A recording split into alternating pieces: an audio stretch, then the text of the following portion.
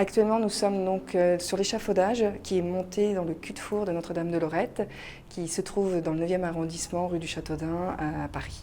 Et le décor que nous avons restauré aujourd'hui de François Picot est de 1836.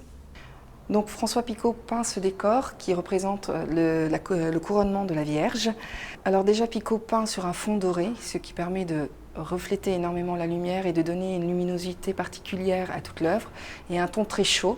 Ensuite, les couleurs de Picot sont extrêmement intéressantes parce que le groupe central est très vif, très lumineux.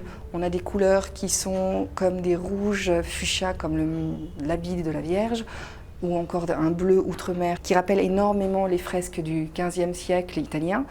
Aussi, on a des violets, où ce sont des couleurs extrêmement saturées et qui sont un peu tape à l'œil.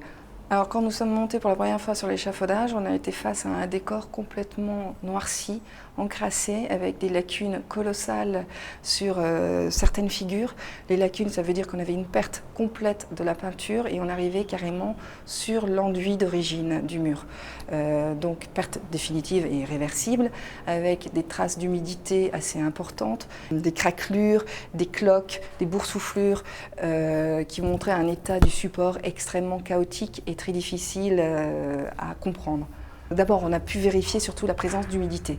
On a relevé donc l'humidité partout, on a pu enlever les papiers qui étaient localisés encore et une fois éliminés les papiers, on s'est rendu compte qu'on n'était que sur des parties qui étaient des anciennes restaurations et que l'humidité était concentrée juste à ce niveau-là. Mais tout le reste, le support était sain.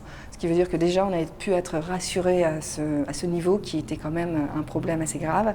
En ce qui concerne ensuite l'encrassement, les vernis altérés et tout ça, c'est au fur et à mesure de la restauration qu'on a pu procéder par des techniques différentes à un décrassage, puis ensuite un dévernissage progressif et arriver enfin aux couleurs originales de Picot.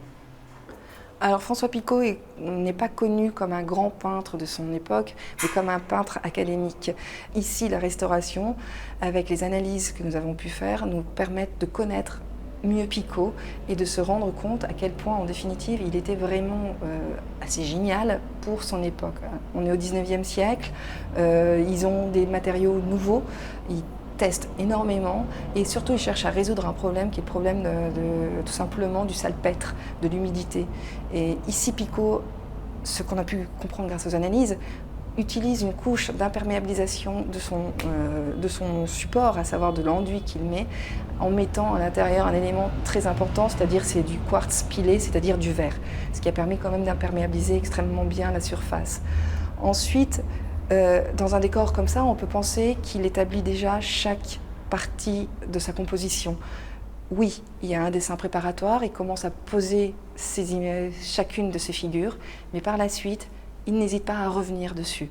Le nettoyage nous a amené à voir tous ces repentirs. On retrouve énormément de détails partout qui sont très intéressants et qui font comprendre que le peintre n'hésitait pas de revenir tout le temps sur son décor, plus comme s'il travaillait sur un tableau de chevalet que dans un atelier que sur un mur.